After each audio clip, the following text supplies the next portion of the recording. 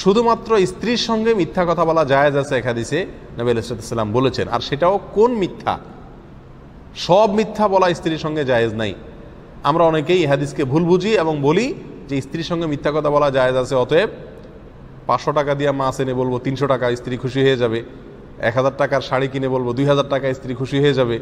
এভাবে যত রকমের বাটপারি আছে সবগুলা করব।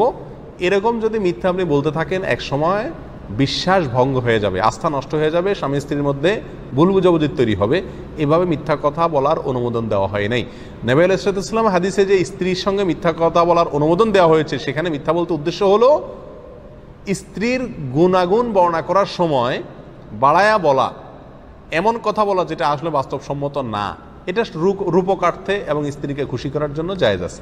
যেমন স্ত্রীকে বলেন আপনি, তুমি চাঁদের মতো সুন্দর, তোমার মতো সুন্দরী আমি আর জীবনে দেখিও না, আর হইতেও পারে না, অসম্ভব, তুমি আমার চোখে সবচেয়ে সেরা সুন্দরী। আপনার মনে যাই থাকুক, আপনি যদি এইভাবে তাকে বলেন খুশি করার জন্য, তো এই মিথ্যা কথা বলা জায়েজ আছে।